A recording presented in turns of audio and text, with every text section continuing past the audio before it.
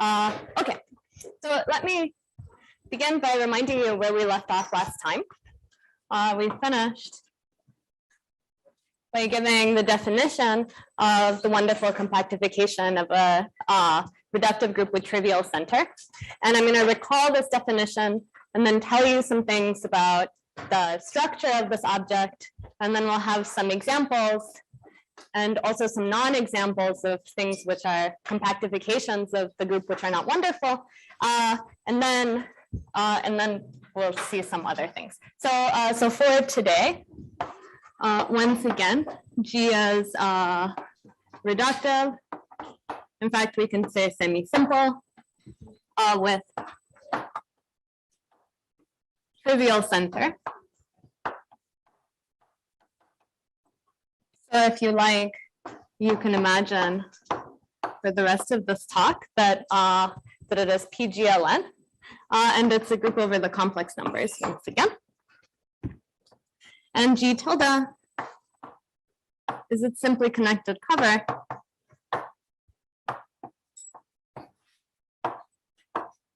Which is going to be a finite cover, which you can imagine is the special linear group SLN.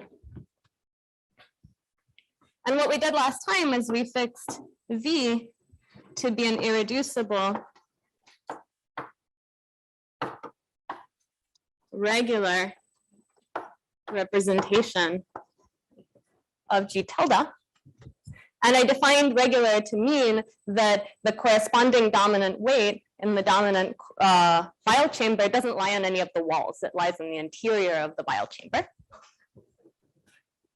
And then we made the following diagram. So G tilde got mapped to non-zero endomorphisms of V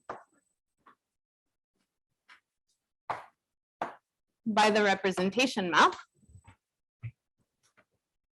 And on the left, I quotiented by the center of the simply connected cover to go down to G. And on the right, I quotiented by scalars to get a projectivized endomorphism space. So this is just a CPN for some big N. And because of the choices we've made, so because the center of G was trivial and because this representation was regular, this representation map descends to a map down here that is injective, which we'll call phi.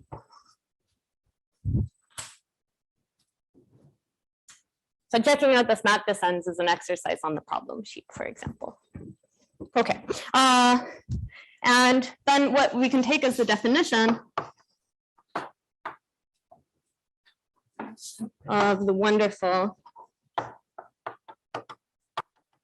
compactification of G is the closure G bar of the image of this embedding inside this projective space.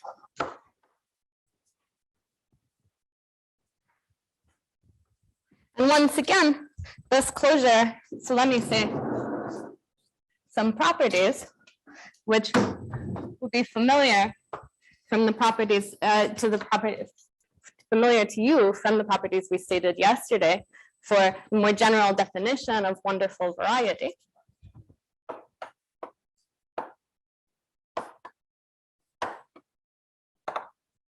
Is it visible when I write in the shadow? So. Question. So yes. Where are we really using the fact that the center is trivial? I mean, we're quotienting out by the center anyway, right? So. Yes, but I really want the representation map to descend to an embedding of G into this projective space.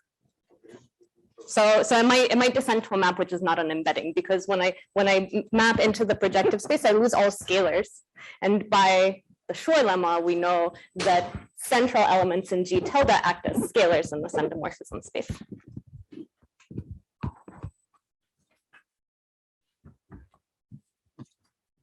Yeah, okay. So first property is that this is a smooth projective variety.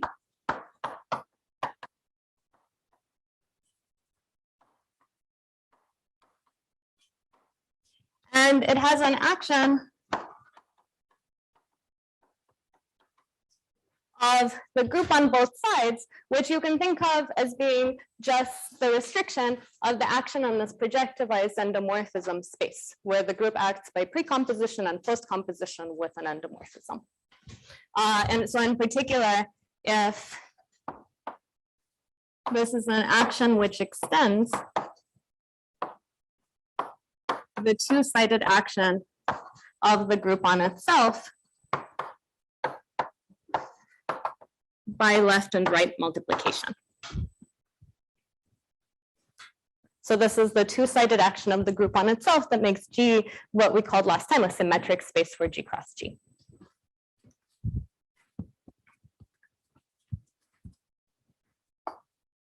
And this construction, one can check, is independent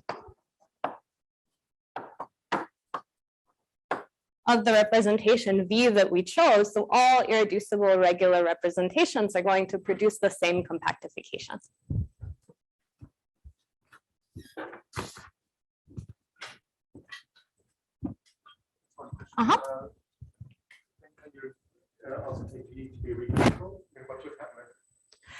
You can take V to be reducible, and this, in fact, you could relax it even more. I could take V to be reducible and just require that one of its irreducible components was regular, and then I would still get the right thing. Yeah.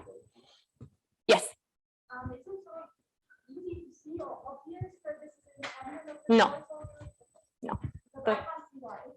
It's it's not easy to see this. So you have to prove something like what I just said, that if I embed V into a larger representation and then take this this kind of closure, I will get the same thing. And then if I take two different representations, I make a larger one that contains both of them, and then I can use this argument. Okay, and then like for general wonderful varieties, the boundary of this G bar is going to have a nice structure. So we'll call it D. The complement of G and G bar is a divisor with simple normal crossings.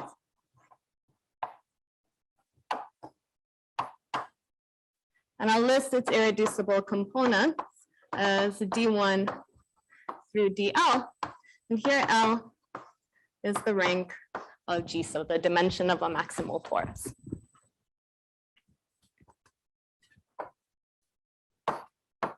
And like we said last time, the G cross G orbits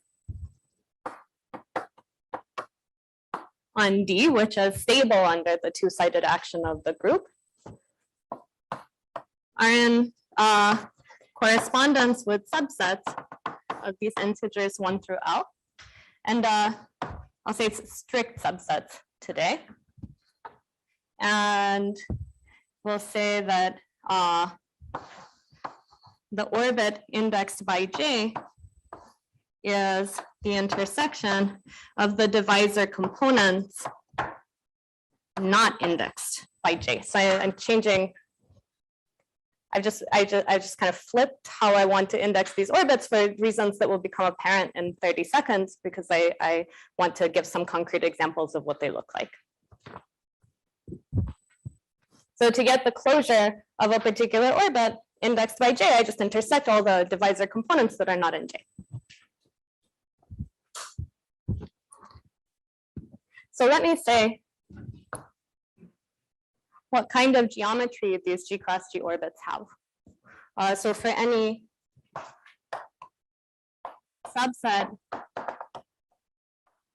J here, the integers from 1 to L, I have associated some subgroups of the group G, which are called parabolics.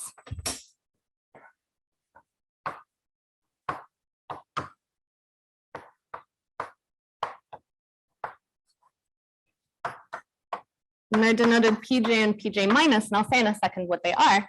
And then they have what's called a common Levy component,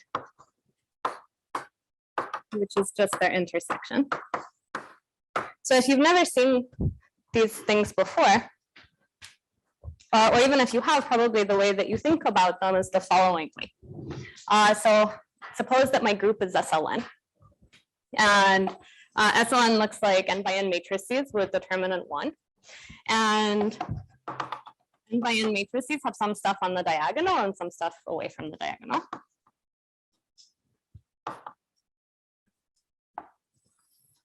And these integers 1 through L are numbering the entries immediately below the diagonal entries, because SLN is a group of rank n minus 1. That's the dimension of the maximal torus.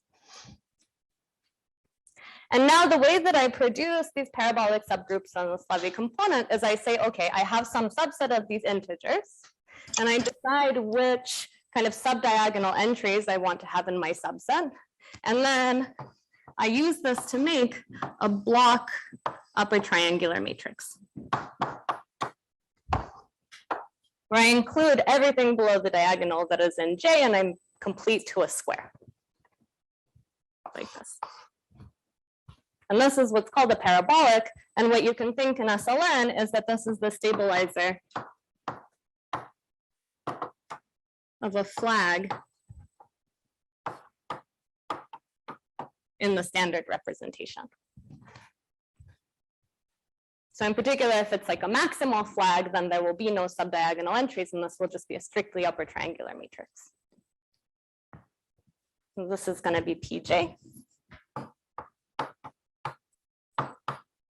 And PJ minus is going to be its transpose, so I just reflect over the diagonal. And LJ is going to be the intersection, which is going to be a subgroup of block diagonal matrices.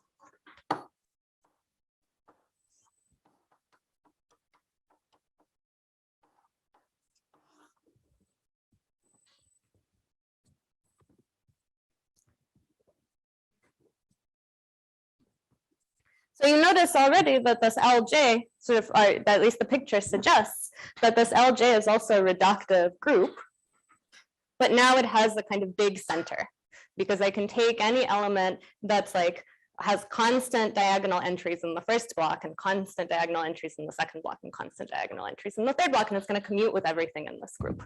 So this is reductive with non-trivial. And then the statement about the G cross G orbits on this boundary divisor is that the orbit OJ fibers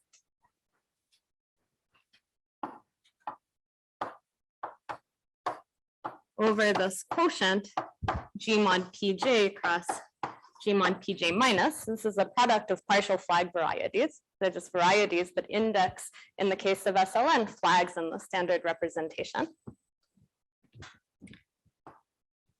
And the fiber is the Levy subgroup LJ modulo its center.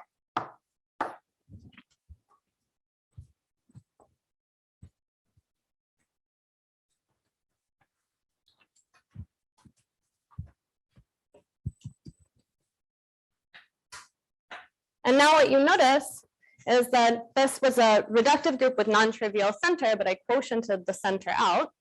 So I'm left with something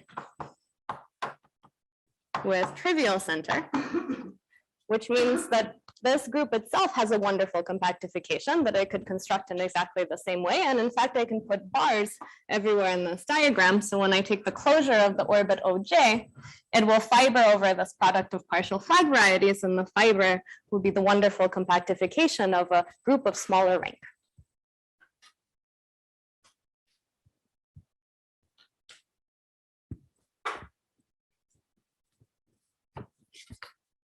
Let me pause for question. Yeah. So I just wonder, this kind of compactification is somehow for the non-RBN group.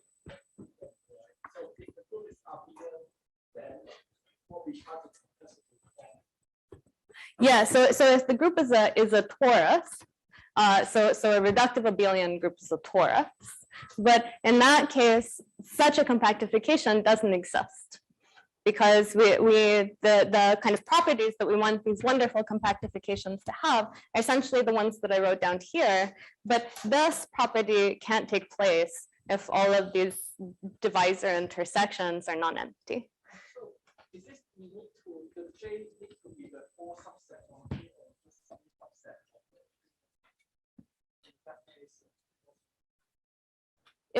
So for every subset J of these integers, we get this kind of construction. So we need every J.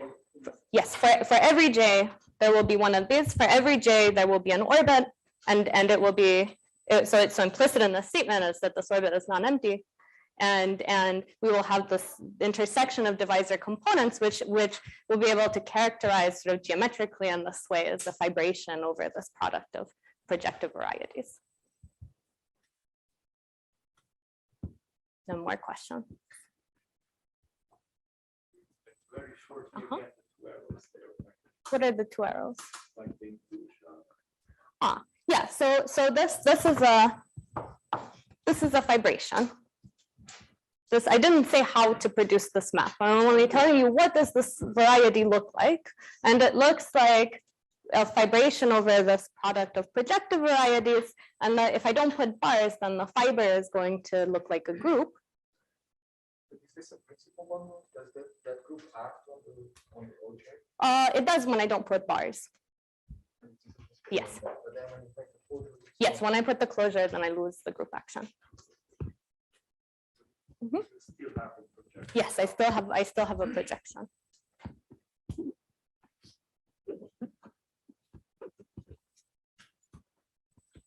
So let's do an example.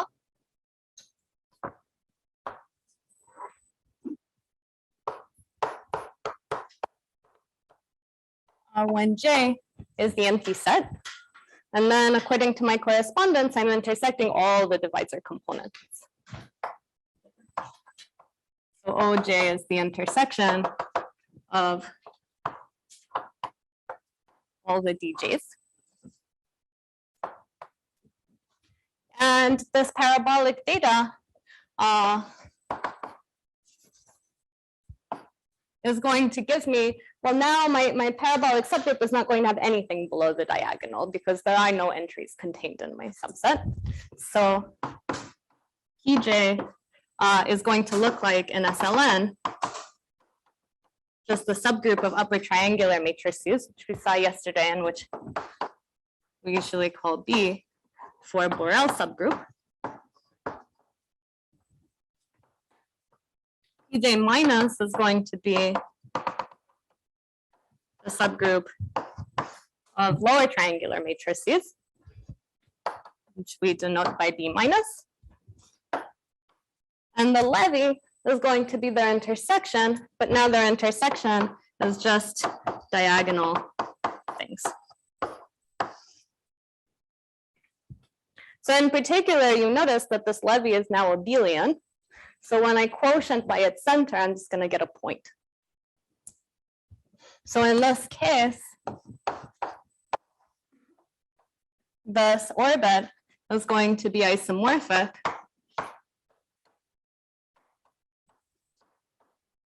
to this product of full flag varieties now. So this is the full flag variety of G. And it's called this way because in the case of SLN, these Borels are really stabilizers of a maximal flag in CN. And it's going to be closed. And in that fibration, the fiber will just be a point. So this is the unique closed orbit of minimal dimension that I get by intersecting all the divisor components. Yes, everything here has a G cross G action. So also up here, there's a G cross G action happening on the space and I mean on the orbit closure and also on the base, just by G acting in one coordinate each. Yes. The orbit is equal. So one way to see that this orbit is equal to the closure is to see. I even wrote it here. So in general, I want my orbit closures to be intersections of these irreducible divisor components. And in this case, in the most general case, this orbit is going to fiber over these partial flag varieties. When I take closures everywhere, I will get a fibration whose fiber is a point is a larger compactification. But in the case where J is the empty set, both the non-compactified fiber and the compactified fiber are just a point, so they're the same.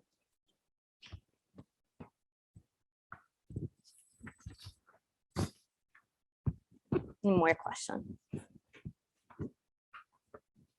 N equals 2. I want to do the case n equals 2 explicitly now.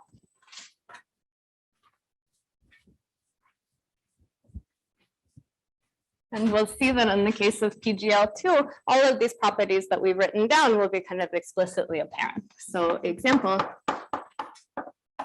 when G is PGL2, and then G tilde is SL2. And if you remember, the irreducible representations of SL2 are indexed by non-negative integers, because the weights of the one-dimensional torus are the integers. So here's a picture of the dominant weights of SL2. And the ones that are regular are the strictly positive ones. So this is 0, 1, 2, 3.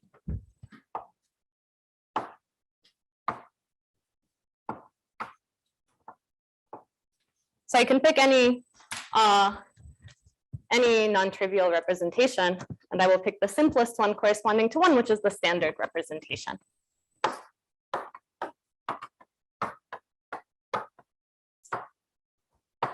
And then the embedding phi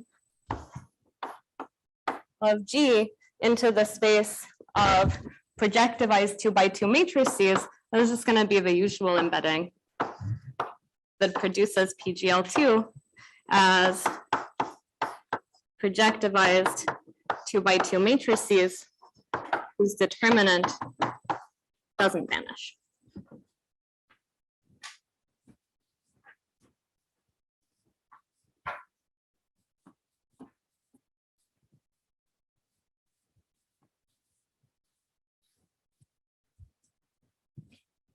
And of course, this is a dense subset of the space of projectivized 2x2 matrices. So when I take its closure, G bar, I will get the entire space, which is just a copy of three-dimensional projective space. And inside here, the boundary divisor is going to be sitting as 2x2 matrices with determinant 0.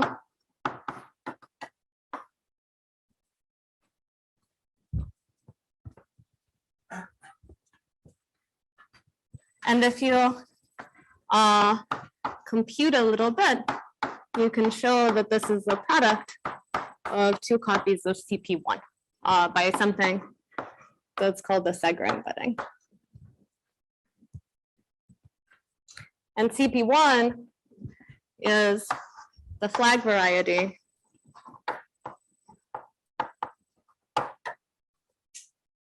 of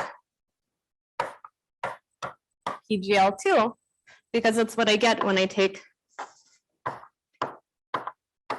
all 4x4 matrices and quotient by the upper triangular one. You said not 0, but wrote 0 equals 0.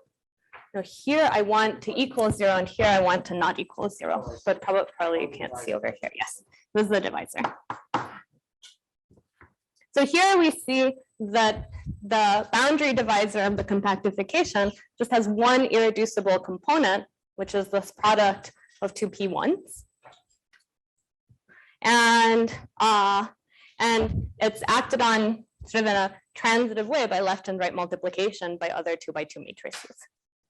And this you should also be able to believe, because if I take like a rank 1 projectivized 2x2 matrix, by left and right multiplication, I can reach any other rank 1 2x2 matrix.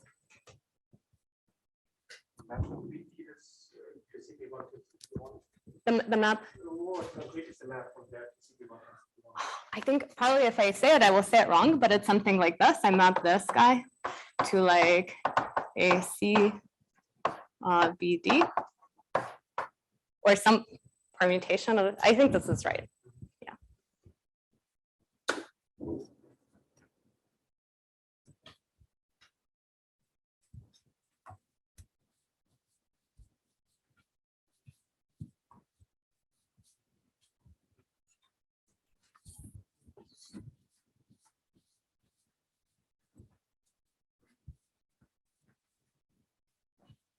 More questions about this example? Is it easy to see what happens if you change the representation to another regular one?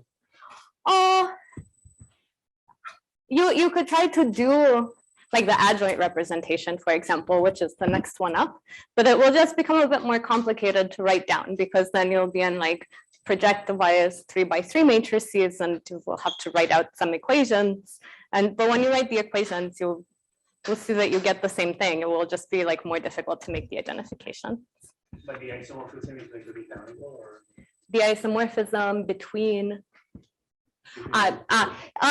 once you require that it's so somehow all renditions of this compactification contain an open dense copy of the group, and as long as you require for an isomorphism to be the identity on that open dense copy, it will only extend in one way.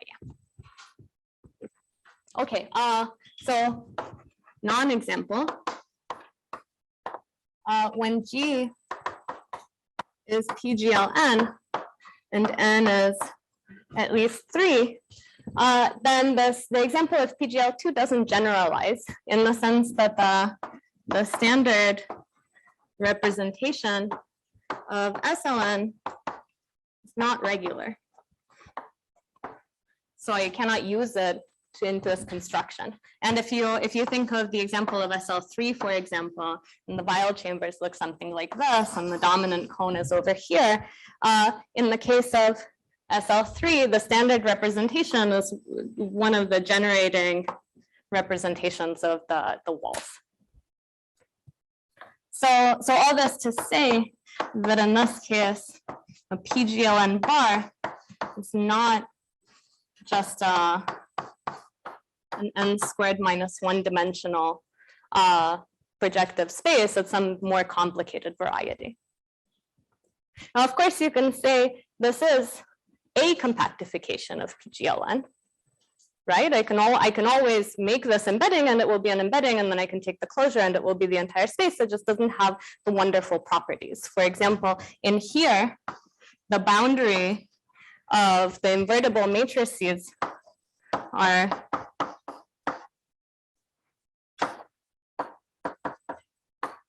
the matrices of determinant 0, but the determinant in general is an irreducible polynomial that is singular. So it gets singularities when the rank of the matrix drops. I put this as an exercise for PGL3. So this will be a compactification of PGLN, but the divisor will only have one irreducible component, and that irreducible component will be singular when n is greater than 2. Is the wonderful compactification of these groups toric? No, it's only toroidal, because there is no torus acting with an open dense orbit. So CP3 is kind of Yeah, CP3 is kind of an accident. By the way, that map doesn't need to be correct. Because if you take the matrix 1, 0, 0, 0. Yeah, I don't. If you take the matrix 1, 0, 0, 0. Yeah, I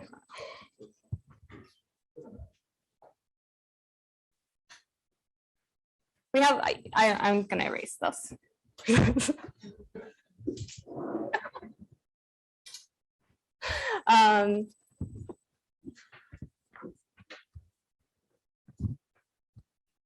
So we can give it as an exercise. Okay, any more questions?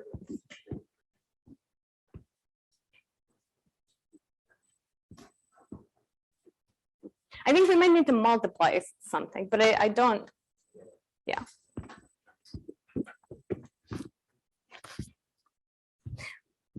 That's my Okay. proposal. Uh-huh. If you column vectors and make x multiply them together, that's not the other direction. For the inverse map. If you want it. Okay, so tell me what to write. That's right. I think it's a good exercise. No? Yes, this is a great exercise.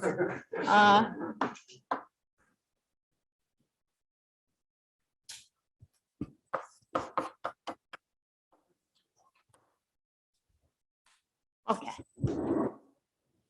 Okay. So now we've seen kind of a more hands-on construction of this compactification, and we've seen an example, and we've seen already that even in kind of the next simplest case, the compactification becomes quite a complicated variety. So I'm not able to write down for you in such nice terms what the wonderful compactification of PGL3 is already, and it's a pretty small group. So if there are no more questions about this construction, I want to change gears a little bit and talk about some objects that are associated with this compactification in the hope of eventually reaching some things that are Poisson. So last call for questions. Okay. So let me first give you a bit of general stuff. So suppose H is an algebraic group over C. And I'll denote by H, it's the algebra. And X is going to be a smooth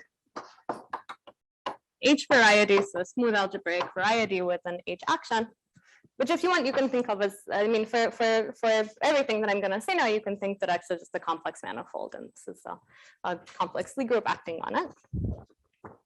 And if I have an H action, then I also get an infinitesimal action map.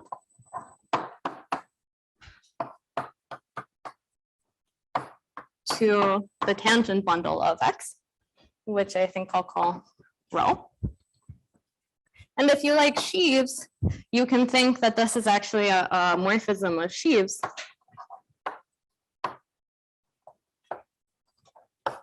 From the structure sheaf of X tensored with H to the tangent sheaf of X, which I try to denote by curly T.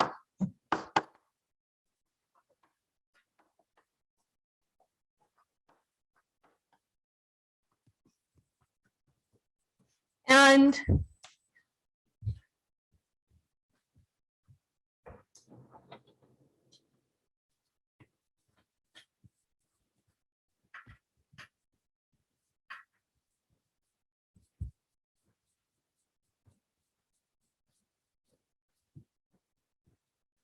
if X contains an H stable divisor, which we will want to be a simple normal crossings divisor, then I can refine this picture a little bit by defining the logarithmic tangent sheaf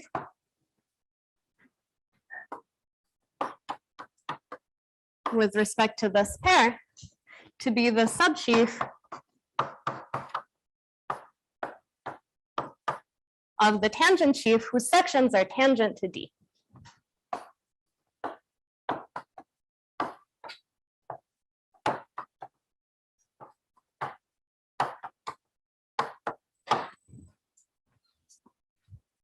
So this should be reminiscent of what we saw in the talk this morning. And Okay, because D has simple normal crossings, the sheaf is what's called locally free. So this means that locally it's generated by a kind of nice set of sections, which I'll write down in coordinates in a second.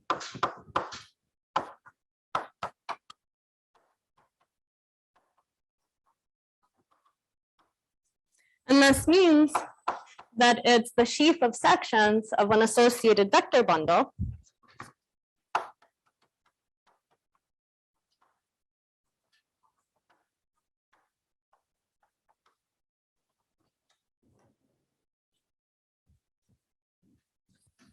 Sorry.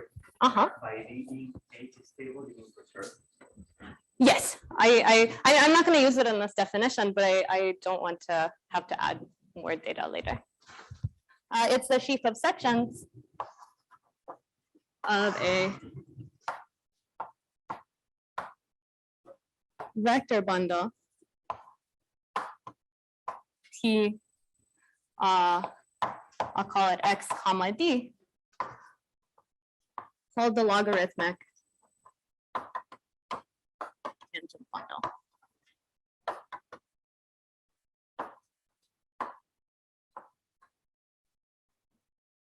So what you can imagine is happening locally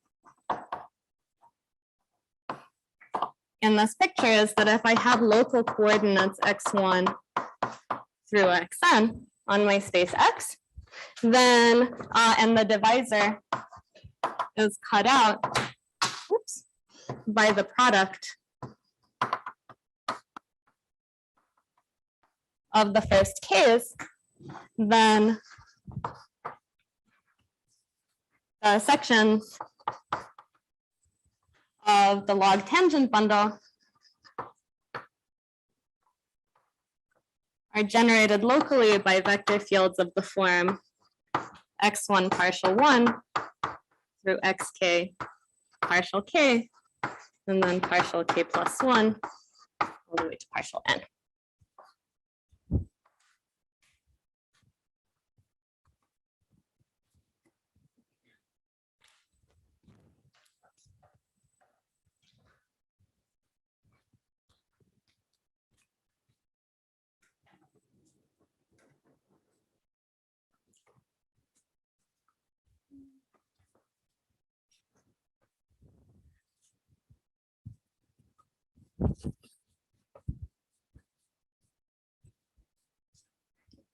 And this guy has a dual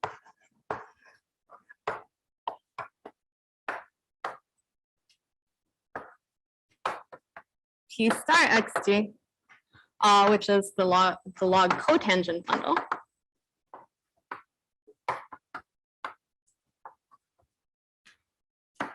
This definition, whose sections are let's say differential forms with logarithmic poles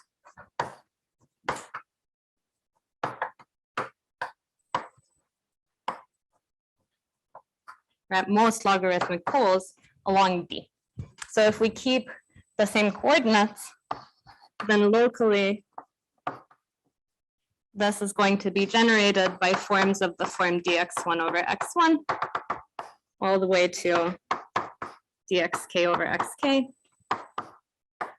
and then dxk plus 1 dxn.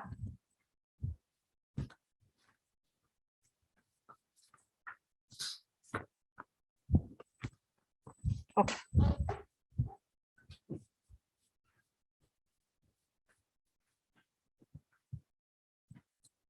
Any questions, comments? Yes. Logarithmic, like simple.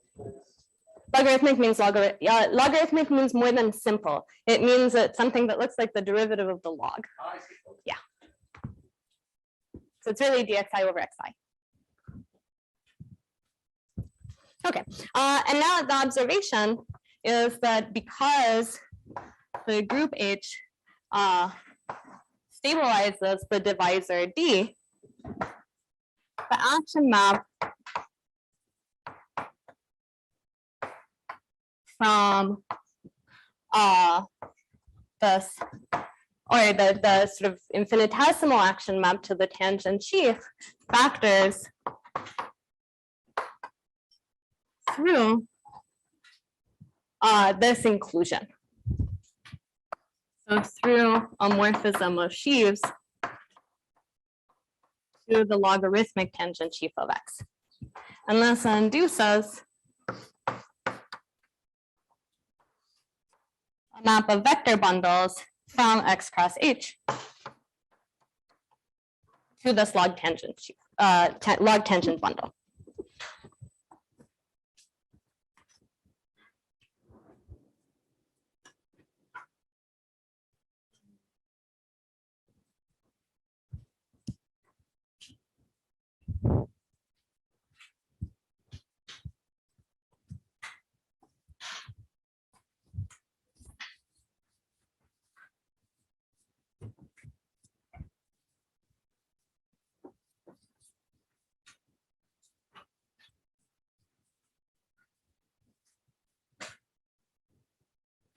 Questions?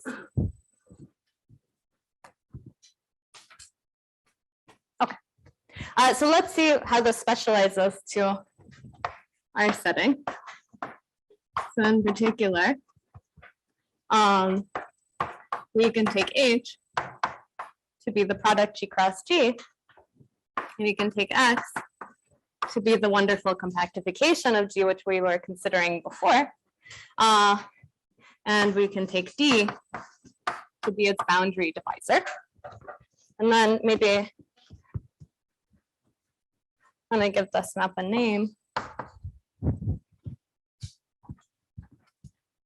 And then we're going to get a map from the trivial G cross G bundle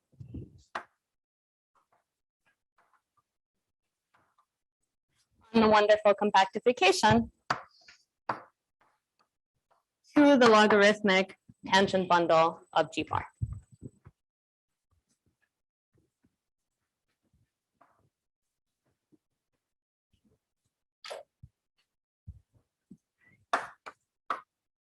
And it's a not difficult, but also non-trivial proposition to prove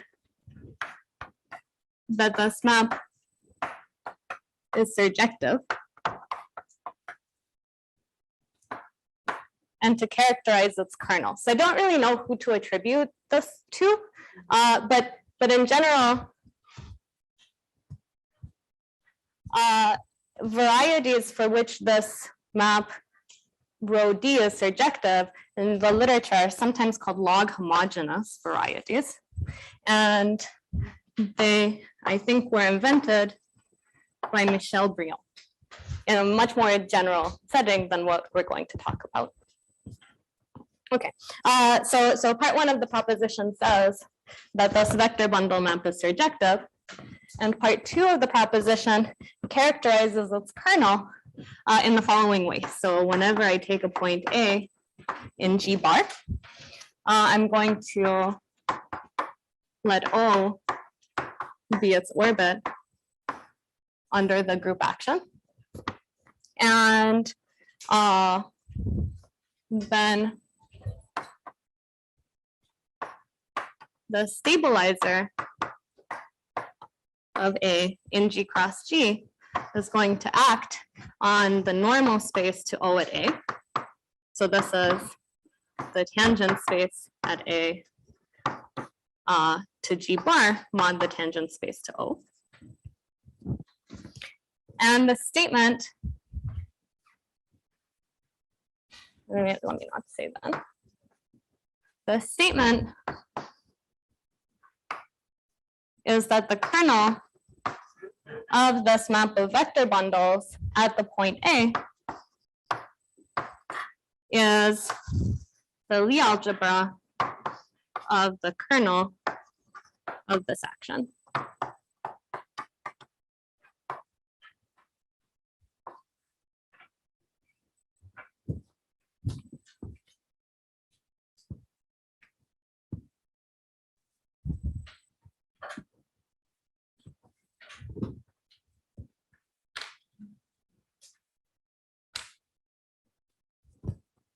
So the kernel of rho D is going to give us, because this map is surjective, we know that it's going to give us a vector subbundle of this trivial G cross G bundle on G bar.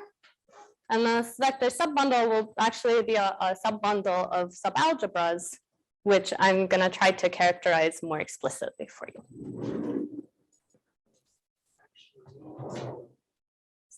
For the elements which are trivially on the norm. Yes, yes, exactly.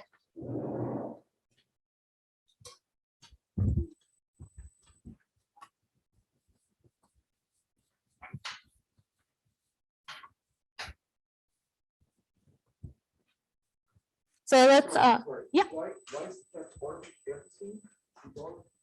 Why is what orbit everything? The theta, Uh-huh. what is O? Yeah, Why isn't it G? Why isn't it the whole compactification? G one? it's not the whole compactification. Why not? It's because A is allowed to be anything in G bar. So if I pick A to be in the copy of G inside the group, then G cross G is going to give me anything else inside the group, but the boundary, the orbits in the boundary divisor, no, G cross G doesn't act transitively on G bar. It acts transitively on this open dense set, and then it has these other orbits in the boundary that are It's always, okay. yes. It's subjected to these log tension formula. Yes, exactly. It's surjective only to the log tangent bundle. So this is like a sort of log version of homogeneity. But this is, yes. Okay. So let's compute an example. In the case where A is just the identity element inside the group G, which is sitting inside G bar. And then the orbit is everything that I can get by left and right translation by moving around from the identity, which is the copy of G inside G bar. And this is an open dense set, which means that the normal space to O at 1 is trivial. It's just a point. Because I'm taking the normal space to an open dense subset at a point. So in particular, the kernel of this action is the entire stabilizer. So the kernel of rho D at 1 is supposed to be the Lie algebra of the kernel of the action of the stabilizer on the normal space, but the normal space is a point. So I'm interested in the Lie algebra of the stabilizer of 1 in G cross G. And remember that G cross G acts on G by left and right multiplication.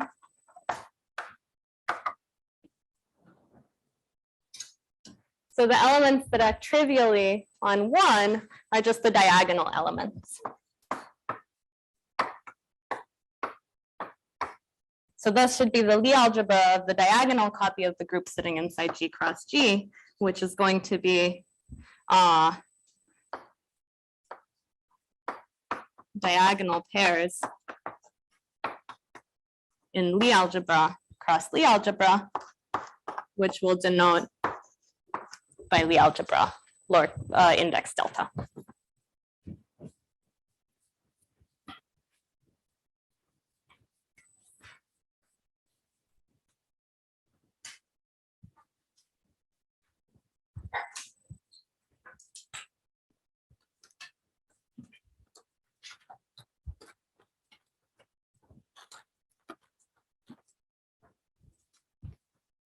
Okay. Any questions? Take any element not in the divisor and have a similar state. Exactly. I put this on the exercise sheet. So in fact, I'll say a bunch about this in words, but basically this map is a G cross G equivariant map, right? Everything is G cross G equivariant. So if I know what its kernel is at 1, then I know what its kernel is at any other point that I can reach by the G cross G action from 1. So I'll know what the kernel is at any other point of G sitting inside G bar. And then the kernel, as you go to the boundary, is going to be some like degenerations of these kernels that are actually quite interesting, but that I don't think I'll have time to say very much about it so explicitly, but maybe on Thursday. Yeah, so in any case, but for today, what I want to point out, I want to point out a couple of things about this example. And for this, we'll need to remember that the Lie algebra G is a semi-simple complex Lie algebra. So it has something called a killing form, which is a non-degenerate symmetric invariant form.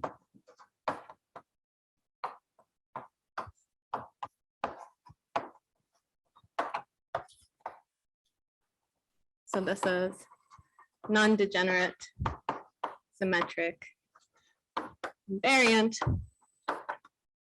with respect to the adjoint action.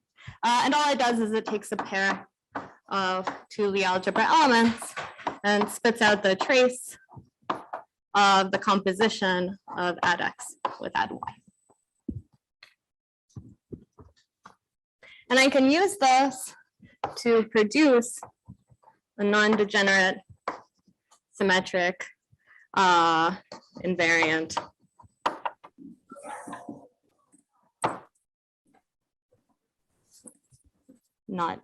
non-degenerate symmetric form on the product G cross G that takes a pair x1, x2 and a pair y1, y2 and applies the killing form to x1, y1 and applies the killing form to x2, y2 and then subtracts.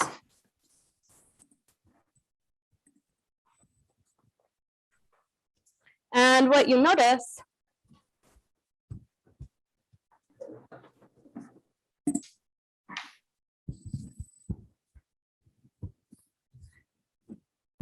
is that this diagonal subalgebra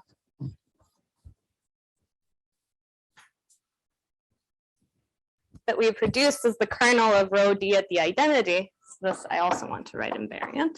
That we produced as the kernel of rho D at the identity is isotropic for this form, and it also has half the dimensions. In fact, it's Lagrangian. So this diagonal subalgebra inside G cross G is a Lagrangian subalgebra. And this non-degenerate symmetric form on G cross G gives me a form on this trivial G cross G bundle over G bar. And because everything is G equivariant, it means that all the kernels of rho D are Lagrangian subalgebras in G cross G.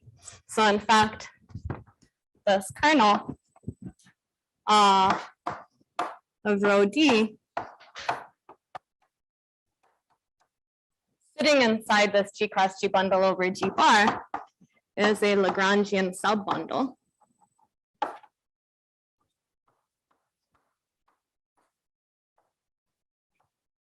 And again, this is because the fiber at any other point in the open dense piece is conjugate to this fiber. So if this one's Lagrangian, then that one is too.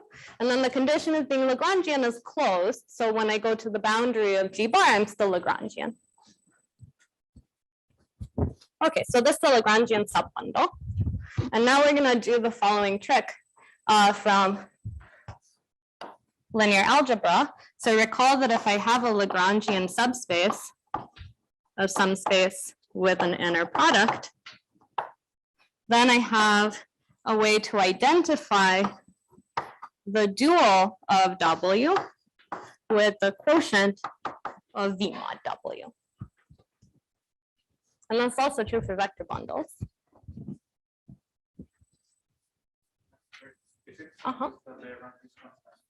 Is what? Yes. Yes. So we know this because we know that this map is surjective. Oh, So then we know that the kernel is actually a subbundle. Yeah. Okay, so this fact from linear algebra tells me that I can identify the kernel of rho D with the dual of the quotient of this trivial bundle by the kernel of rho D. But of course, said that rho D is a surjective map, so this quotient is just the log tangent bundle, and its dual is the log cotangent bundle. So what I've done is produce an embedding of the log cotangent bundle into the trivial G cross G bundle over G bar as a subbundle, the bundle of Lagrangian subalgebras, and as the kernel of the logarithmic action map to the log tangent bundle.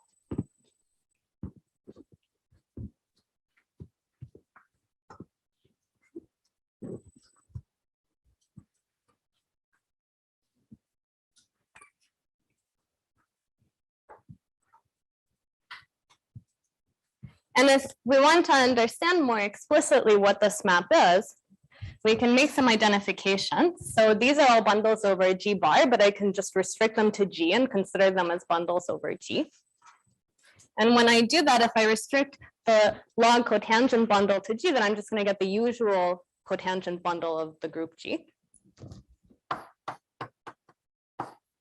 which I can trivialize with respect to the left action maybe. And then I can identify G with G star using the killing form. So this is by left trivialization plus the killing form. And here, if I restrict to G, I'm going to get just the Lie algebra across Lie algebra bundle over the group G. And again, if we make all these identifications and then look at what this map does, what it does is it takes a pair A comma X, and maps it to A, then adjoint action of A on X, and then X.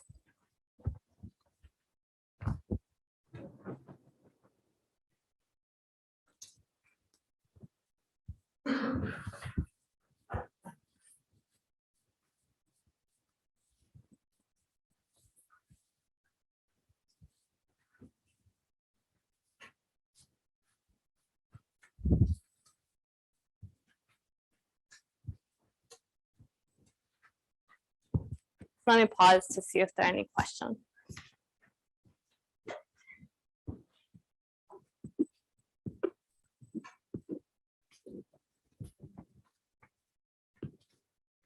Okay, so I claim that this map that I wrote down is a familiar map.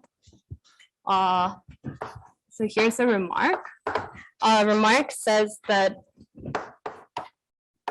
of course, the cotangent bundle of G has its canonical symplectic structure, which I'll write omega canonical. And the action of G cross G is Hamiltonian. And I can identify by trivialization and the killing form this bundle with this trivial, the algebra bundle over the group. And then this Hamiltonian action is supposed to have a moment map.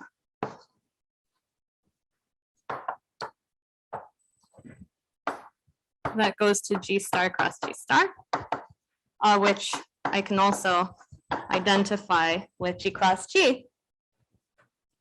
And this moment map is precisely the map that takes a pair AX and conjugates A by X in the first, X by A in the first coordinate, and just X in the second coordinate.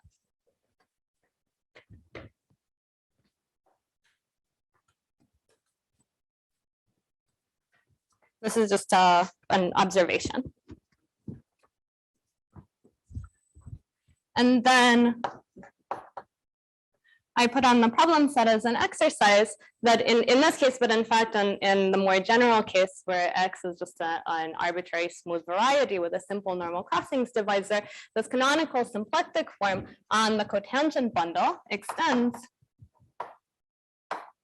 to a log symplectic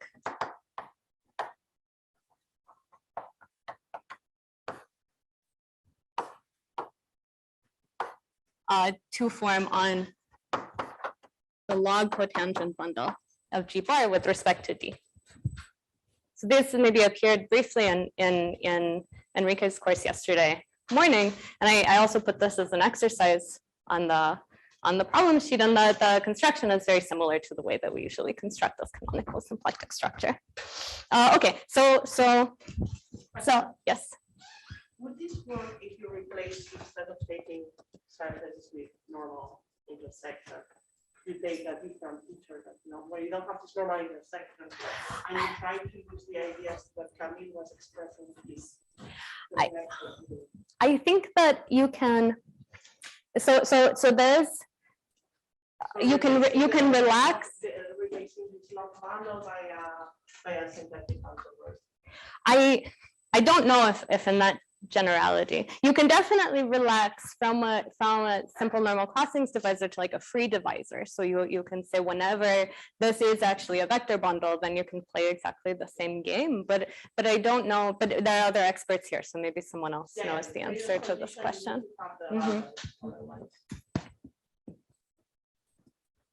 Okay, so this log cotangent bundle is a log symplectic space, and it gets an action of, I'm already over time.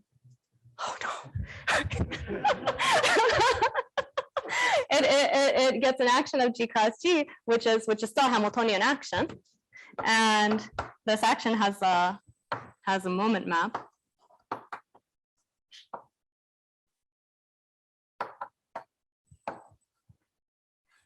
To G star cross G star, which we do under the same identification.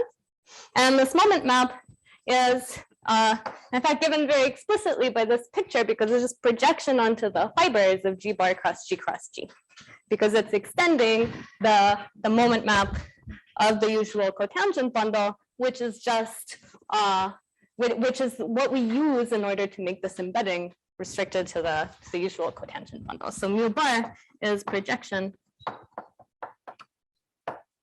onto the fibers of this trivial G cross G bundle over G bar. Okay, so I'm going to stop there, but I just want to say a little bit about the problem session tomorrow before we have questions. So what we've done here is that we've kind of set ourselves up to associate to every point in the wonderful compactification a Lagrangian subspace of G cross G, which is a subalgebra.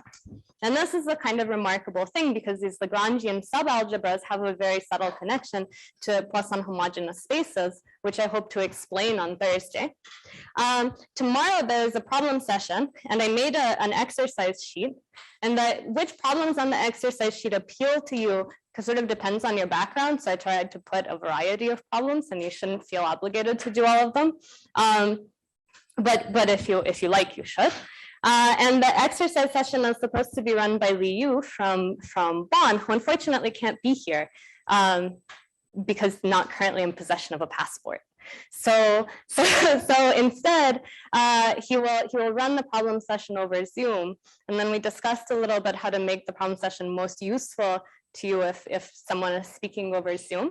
So what we said is that he would go over some background that is of a more kind of rep-theoretic flavor that will hopefully help to understand some of the things that happened today, and also some of the things that will happen on Thursday, including things like Lie algebras and Manin triples and things like this.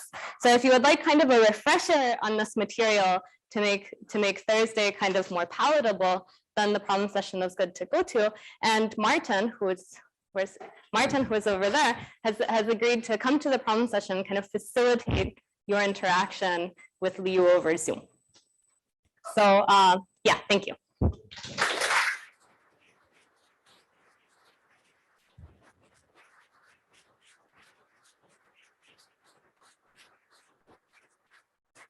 Okay, questions?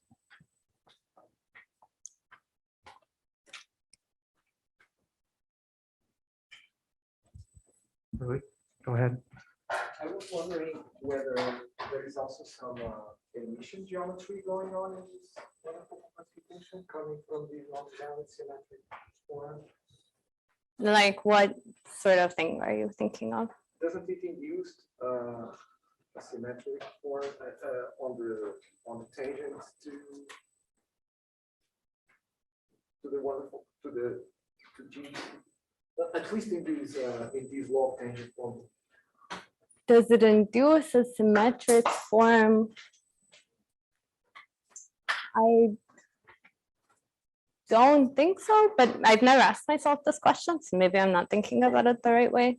From the point of view of Does symmetric space, Uh-huh. you have relation structure on the symmetric space. Uh-huh.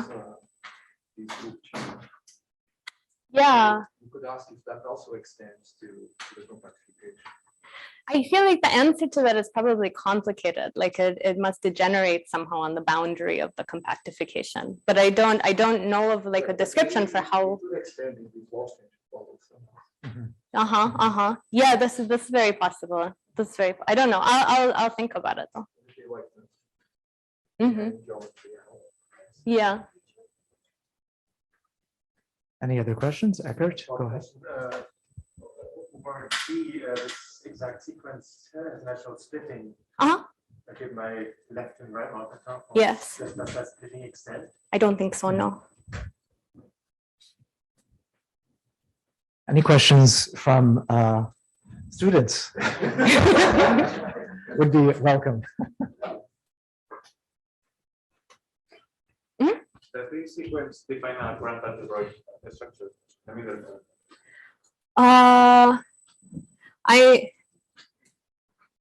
I'm not an expert on these things at all, so I don't really know what.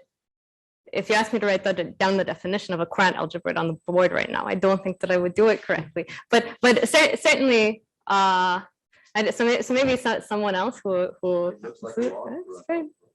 Yeah, Yeah. I've looked at this Uh-huh. before, and it is a logarithmic exact current algebra. Uh-huh. And the cool thing is that the Cartan 3 form on the group, Uh-huh. if you try to extend it to G bar, it will have poles, Uh-huh. right? And so that is needed for this logarithmic version of a current algebra. Uh-huh. Uh-huh. It's kind of an interesting fact. Any other questions? Is there anything online, Cedric? No. Okay. All right, then let's thank Anna again.